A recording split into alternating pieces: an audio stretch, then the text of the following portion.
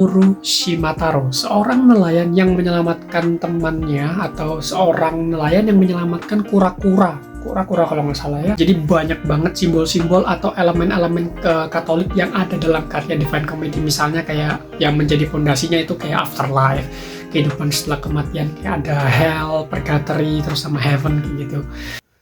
Halo, Kana Joshi, kenalin.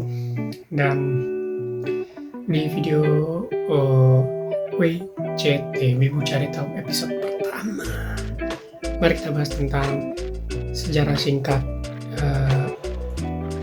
Isekai.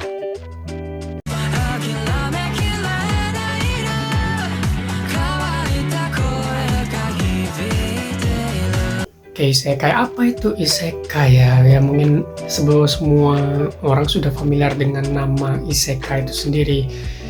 Yang kalau dalam kata-kata harfiah atau penyebutannya itu dunia lain atau other world, the other world itu Isekai, dunia lain. Kita sudah familiar dengan elemen-elemen Isekai yang cukup kental, kayak heroin yang banyak sekali, protagonis utama atau main karakter yang super power, lalu yang lebih penting biasanya untuk konsep elemen yang paling dibutuhkan dalam isekai yang ada di ya belakangan ini adalah konsep sihir dan juga pedang, era-era medieval, era-era yang menengah-menengahan tapi punya sihir.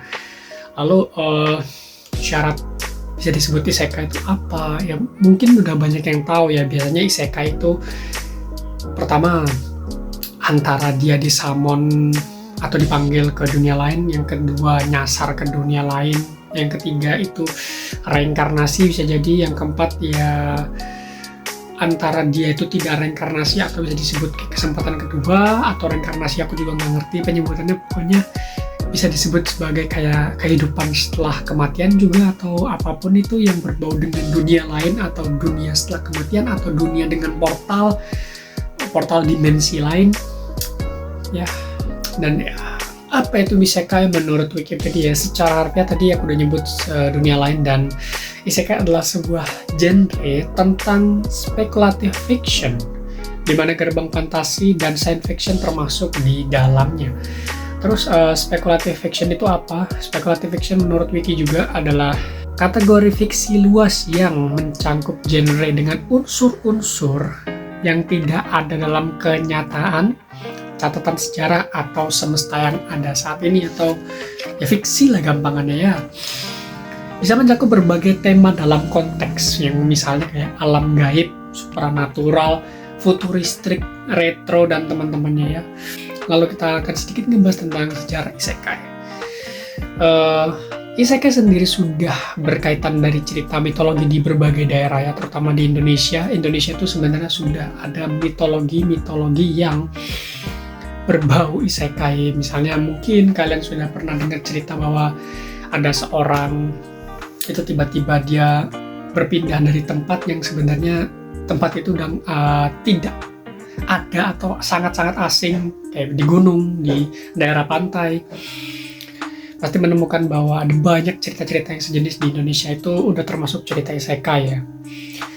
Dan untuk Jepang sendiri itu kemungkinan ada satu cerita yang tertua di Jepang, yaitu cerita tentang Urushimataro, seorang nelayan yang menyelamatkan temannya atau seorang nelayan yang menyelamatkan kura-kura kalau nggak salah ya. Dan sebagai balas budi teman barunya, dia itu mengajak Urushimataro itu ke dunia bawah laut, yang dimana di dunia bawah laut itu ada kerajaannya, ada petualangannya, terus ada putri, dan dia menghabiskan waktunya di sana sampai akhirnya dia memutuskan untuk kembali ke desanya lagi. Dan di saat dia kembali ke desanya, dia merasa bahwa banyak sekali yang berubah. Lalu dia menyadari bahwa dia telah kembali 300 tahun kemudian. Udah beda peradaban kan. Padahal dia merasa bahwa di dunia bawah laut itu dia cuma beberapa hari, tapi ketika kembali ke dunia nyata udah 300 tahun berlalu. Lalu Urushimataro itu sudah didengar ceritanya di perkiraan tahun 1338 sampai 1573 dari mulut ke mulut ya, itu di era Muromachi period ya.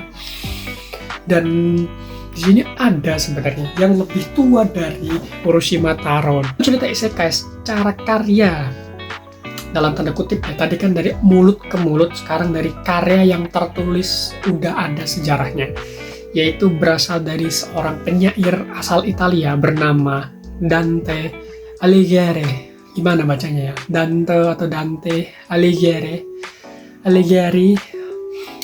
seorang yang karyanya berpengaruh pada seluruh budaya dan seni, lalu ada filosofis juga yang ada di barat pada saat itu ya, di Eropa, di daerah-daerah situ. Ini orang yang cukup berpengaruh dengan menggabungkan pengetahuan religi dan filosofi dengan tambahan inspirasi dari filosofi yang ada di Greek ya. Siapa namanya? Adalah Astrote, gimana bacanya? Itu adalah seorang filosofis dari Greek. Dia dapat inspirasi dari beliau. Dante menulis syair tentang moral, jiwa manusia, cinta, dan juga kebenarannya.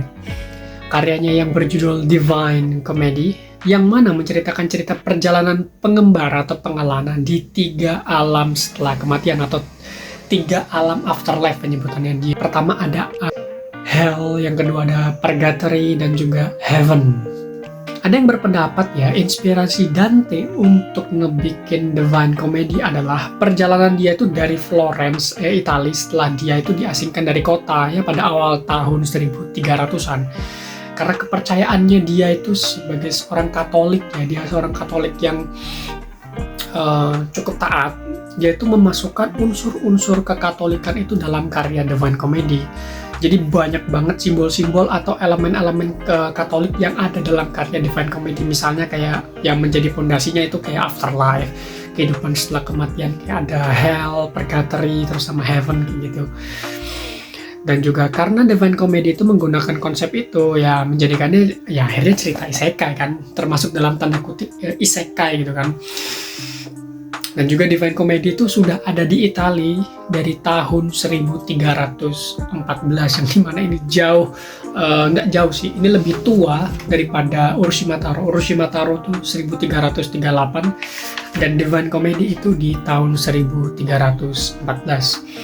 Secara tanggal rilis aja udah terbilang kayak cukup jauh lah ya, berapa puluh tahun. Lalu kita akan sedikit nge-reveal ya, ada juga cerita-cerita isekai yang sebenarnya sudah terkenal dari tahun 1800-an. Yang pertama itu ada Alice Adventure in Wonderland di tahun 1865, ada Yankee in King Arthur Court di 1889, lalu The Wonderful Wizard of Oz di 1900-an, dan juga yang terakhir itu kira-kira ada The Chronicles of Narnia di tahun 1950.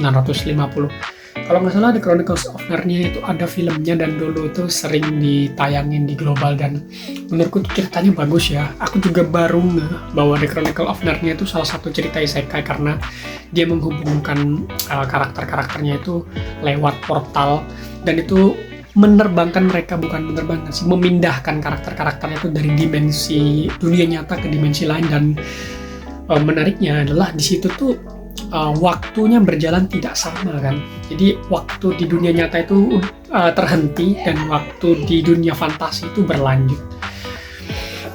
Kalau dari Jepang sendiri itu ada namanya Tachiko Warrior from Another World di tahun 1976. Ya mungkin kayak familiar, kayak mungkin Studio Ghibli, kayak apa itu Studio Ghibli itu, Spirit Away itu juga salah satu isekai. Kesimpulan lah ya, ini kesimpulan aja langsung. Sebenarnya mungkin bisa ya, dan banyak banget autor-autor yang menciptakan cerita-cerita yang sejenis serupa, tetapi pada kenyataannya kan pada era-era itu mungkin tidak semua orang itu tercatat dalam sejarah dalam menciptakan cerita-cerita itu, tapi lebih kepada mulut ke mulut akhirnya, sehingga cerita tuh kehilangan originalnya lalu menjadi sebuah cerita dongeng rakyat, atau ya bisa jadi kemungkinan bahwa itu cuman kembang cerita aja atau pamali atau apapun itu. Ya contohnya kayak kita bisa ngeliat Dante Alighieri itu tertulis lah di sejarah bahwa dia itu menciptakan sebuah cerita Divine Comedy itu, dan ada yang menulis sejarah dia. Andai kata mungkin orang-orang di tahun 1300 itu nulis siapa yang nyiptain cerita ini, terus autornya, ya andai secanggih itu mungkin dunia karangan atau dunia penulis atau penyair mungkin akan seramai itulah di era itu. Cuman kan terkenalnya tuh di tahun 1300-an lah, itu banyak banget pelajar-pelajar dan orang-orang yang mungkin masih dalam tanda kutip itu kagum lah dengan syair-syair yang diciptakan penyair, dan bahkan menjadi inspirasi di dunia-dunia seni sekarang, dunia modern sekarang, dan mungkin di tahun 1800 saja bahkan masih influence sampai sekarang. Ya, jadi itu aja lah ya informasi sedikit tentang sejarah isekai ya.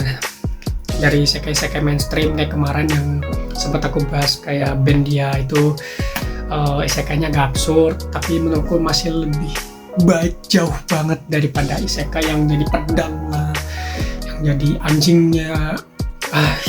Isekai jadi anjing dong, aduh. Nggak paham lagi isekai jadi anjing, kenapa sih?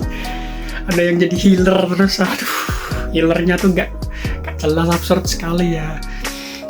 Tapi ya itu tadi menurutku perubahan isekai itu sesuai dengan pengembangan zaman, disesuaikan dengan demanding orang-orang, keinginannya penulis, dan akhirnya jadi isekai-isekai yang mungkin mainstream dalam tanda kutip sekarang ya.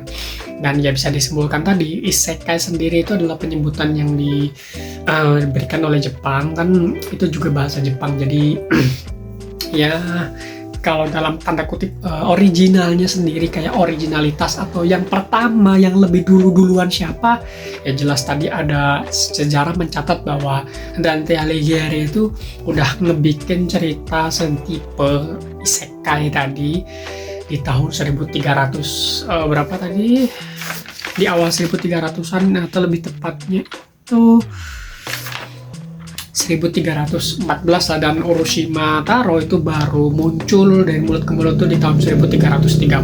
Jelas banget ada 24 tahun lah perbedaannya, itu bukan waktu yang singkat. Dan oke, sekian aja untuk video Wibu Cari Tahu episode pertama kali ini. Terima kasih yang udah nyimak sampai selesai.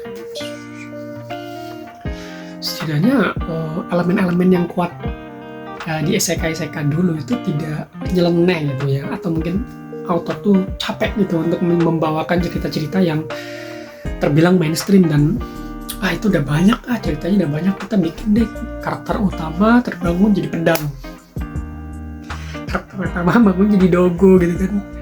Penasaran gak sih POV-nya jadi anjing tuh gimana? Nggak penasaran sama sekali.